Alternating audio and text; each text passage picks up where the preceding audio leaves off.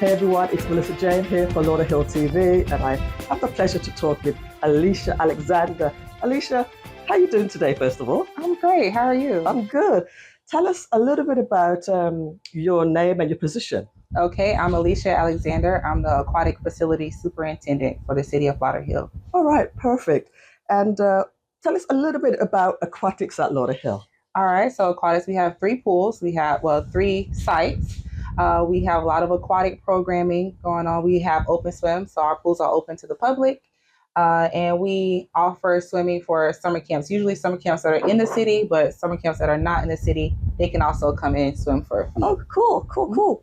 So I know that you have quite a few like main pools. Just talk a little bit about that.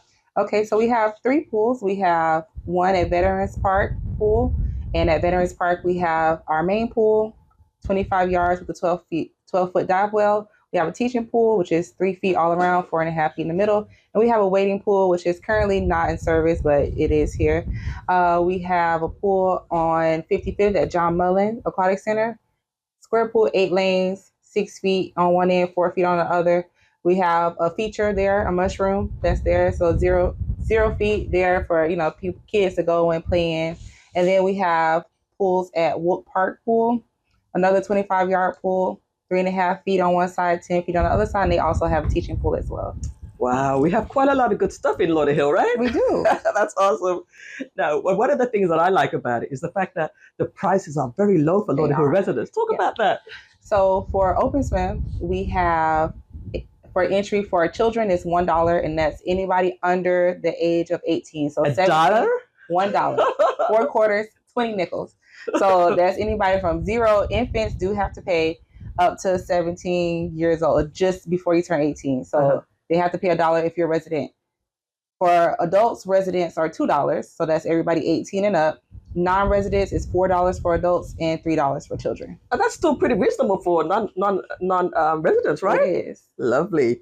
Now, I know that there's some programs that where you can get free, even cheaper than $1. Yes. Where can you get free programs? Okay, so that's for swim lessons. Swim lessons for residents is $35, and that's 8 30-minute lessons Monday through Thursday. And for non-residents, though, it's $150. Okay. But you can get, for residents, we accept the Water Smart Broward coupon. Well, we accept it for everybody, but it completely covers the cost for residents. Oh, good. And you would go to watersmartbroward.org and you would apply for the coupon. They mail it to you in about 2 weeks, and then you bring it to us and we sign you up for classes that we have availability for. Okay. And then that's how, and it usually covers kids. I'm not sure the cap right now, but I think it's like from infants up to 12, I believe. Okay. And then they will also offer the parents a coupon too. Okay. So if you sign up for one for your child, you can get one too. That's awesome. All right. Now, you mentioned swim lessons. Can you just elaborate a little bit more about the swim lessons and the importance of safety? Yes. So living in South Florida, Florida usually leads the nation in drowning deaths for children ages 0 to 4. And then Broward County is usually one of the top 3 counties in Florida for drowning deaths for children 0 to 4. So it is very, very important to not only introduce your children to water at a young age, but also to get them into swim lessons as they get older. So in my opinion, you can start as early as 6 months. I think you should just, even if you don't sign them up for lessons, it's important to just get them in the pool, get them acclimated to the water. And then as they get older, they should get into actual swim lessons, because it's a life skill. It really is. It's a life skill, and everybody should know how to swim, at least basic skills. Okay. All right. So how can people find that information that we've just talked about? How can they sign up? And where is that information? That information is on Civic Rec. So Civic Rec contains our full schedule of swim lessons. So right now we have swim lessons through September for the year of 2024. We usually start in April and we end either the end of September or the beginning of October. And you go on Civic Rec, so you can get there from the city's website, and that's how you sign up. You click on Aquatics, there are swim lessons. Perfect. All right. Finally then, I'd like to know, how did you get involved in aquatics? How I got, funny story actually.